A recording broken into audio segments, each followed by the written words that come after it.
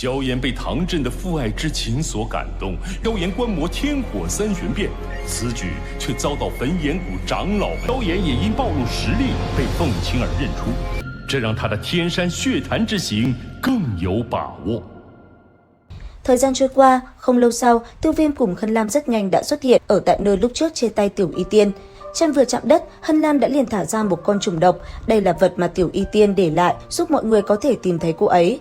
Thấy trùng độc vừa xuất ra, đã bay về hướng xa, Tiêu Viêm cùng Hân Lam cũng lập tức bám theo nó chạy vào sâu bên trong rừng.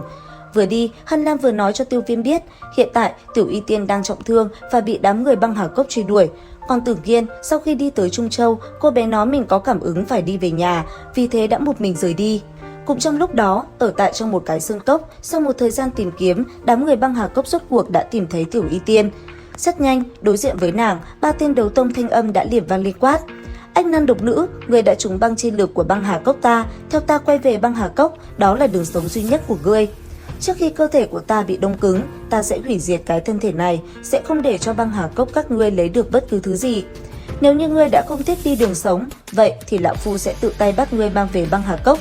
Dứt lời, đám người kia liền kết thành băng phong trận. Nhất thời, một bức tường băng cũng liền hình thành và bao phủ nơi này lại.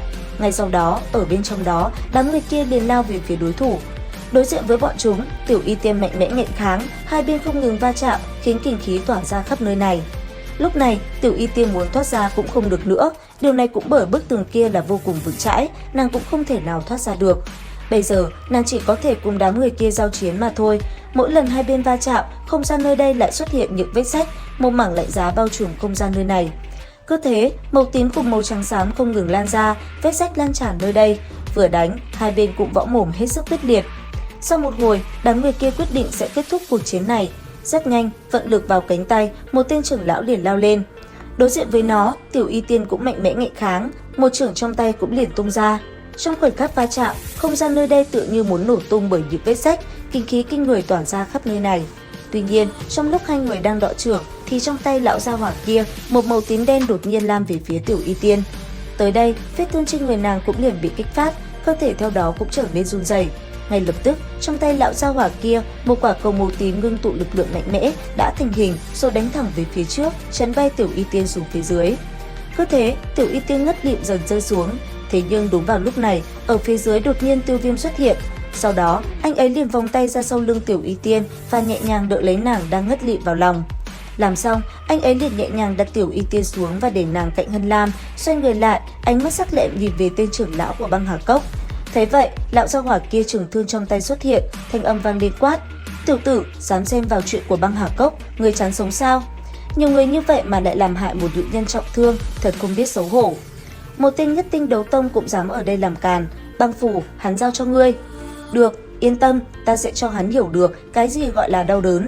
Dứt lời, cây thương băng trong tay băng phủ xoay tròn, lão ta liền cầm nó lao thẳng về phía Tiêu Viêm công kích. Đối diện với lão, trọng xích trong tay Tiêu Viêm khẽ động.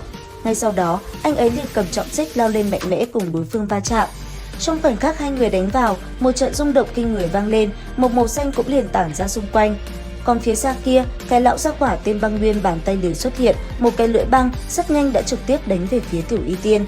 Thế nhưng, vừa khi hắn ta xuất ra lưỡi băng, đột nhiên từ phía xa, Địa Yêu Khôi đã liền xuất hiện đá xuống. Khi tên kia né được, tảng đá phía sau lưng hắn ta cũng liền nứt ra một mảng lớn, đất đá như vỡ nát. Ngay sau đó, Địa Yêu Khôi vẫn chưa dừng lại, nó cứ thế liên tiếp lao về phía đối phương công kích, khiến lão gia hỏa kia chỉ biết tránh né. Thấy vậy, Băng Nguyên hét lớn nói: "Băng phủ, lấy mạng tiểu tử kia mau, khối lỗi này là do hắn điều khiển." Nghe được tiếng hô của Băng Nguyên, Băng phủ cũng khẽ biến sắc quát: "Băng Hạc, ngươi cùng những người khác bắt ách nan độc nữ lại, còn tên này giao cho ta."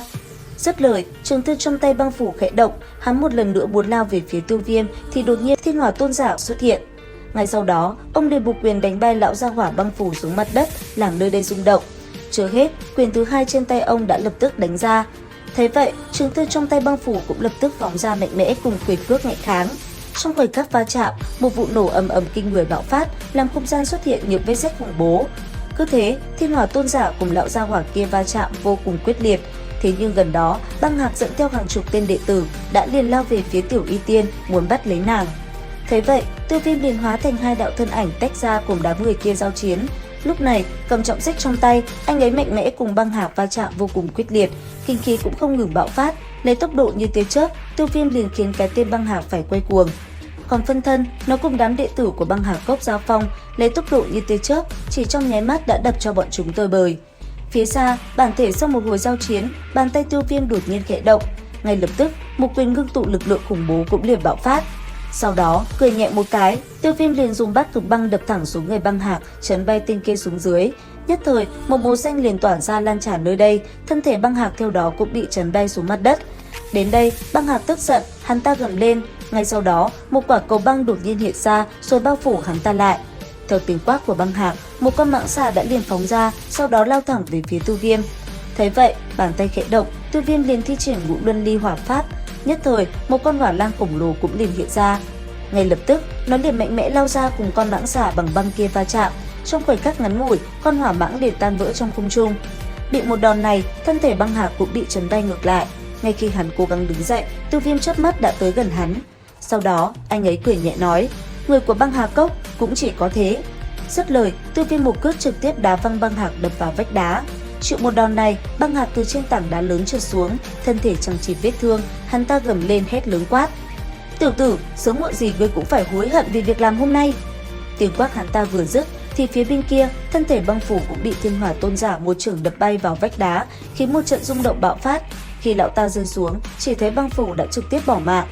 Còn Thiên Hỏa Tôn Giả, làm xong, ông lẩm bẩm nói: "Hai, không có thân thể đúng là phiền toái, chỉ là tu tập một tên đấu tông mà cũng rắc rối như vậy rồi." Phía xa nghe thế, Tiêu Viêm đáp: "Thiên Hỏa tiền bối xin yên tâm, dược liệu đã chuẩn bị tốt, chắc không lâu nữa thì người cũng có thân thể lại rồi." Băng Hạc ở bên cạnh nghe thấy lời này thì ánh mắt lóe lên nói: "Tiền bối, việc luyện chế thân thể là chuyện mà Băng Hạc Cốc ta am hiểu nhất, chỉ cần ngài bắt lấy ách nam độc nữ, chúng ta sẽ luyện chế ra một thân thể miễn phí cho ngài." Nghe vậy, Thiên Hỏa Tôn Giả chậm rãi gật gật đầu, thế nhưng tích tắc sau, bàn tay của ông đã nhẹ nhàng đưa về cổ của Băng Hạc. Lúc này, chỉ thấy một tiếng hét vang lên, Băng Hạc đã vẹo cổ mà mất đi sự sống. Làm xong, Thiên Hỏa Tôn Giả ném xác của hắn về phía Tiêu Viêm rồi nói: "Tiểu tử, người như thế sau này không cần cho hắn cơ hội mở mồm, nếu không sớm muộn gì cũng xảy ra chuyện." Đa tạ Thiên Hỏa tiền bối nhắc nhở. Dứt lời, Tiêu Viêm nhìn về phía xa thì thấy cái tên Băng Nguyên đã bị Địa Âu Khôi tẩn trong một trận như tử. Ngay sau đó, hắn ta liền bị Địa Âu Khôi bắt lại rồi phóng người xuống phía dưới. Nhìn thấy Băng Hạc cùng Băng Phủ bỏ mạng, Băng Nguyên gầm gừ nói: "Các ngươi trốn không thoát đâu." Nghe vậy, Tiêu Viêm cười nhẹ quát: "Ta cần biết một số chuyện." "Người nghĩ ta sẽ nói sao? Còn không nói ư?" Dứt lời, Tiêu Viêm liền dùng hỏa diễm trong tay thiêu đốt tên kia, khiến hắn ta hét lên đau đớn. Vừa làm, anh ấy vừa quát: "Ta muốn biết cái băng chi lực mà các ngươi nói là cái gì?" Băng chi lực chính là đấu khí độc nhất của Băng Hạc Cốc ta, nếu như xâm nhập vào trong thân thể, nó sẽ khiến tứ chi dần đông cứng. Làm thế nào giải trừ? Không có, trừ khi được cốc chủ Băng Hạc Cốc ra tay, nhưng mà các ngươi còn chưa có bổn sự như vậy. Nghe thế, ánh mắt Tiêu Viêm hiện lên một cỗ sát ý. Sau đó, anh ấy gật đầu với Thiên Hỏa Tôn Giả, rồi cứ như thế xoay người lại. Ở phía sau, chỉ nghe thấy một tiếng hét vang lên. Sau đó, thân thể Băng Nguyên cứ thế ngã xuống, còn đám tay chân kia, phân thân của Tiêu Viêm chỉ thoáng động, tốc độ tia chớp tung ra, liền chấn bay bọn chúng ra xa, thân thể đập mạnh vào vách đá. Cứ thế, toàn bộ người của Băng Hạc Cốc đều bỏ mạng ở tại nơi này. Đến đây thì hết tập 109 phần 5 đấu phá thiên cung. Xin chào và hẹn gặp lại các bạn ở những video tiếp theo.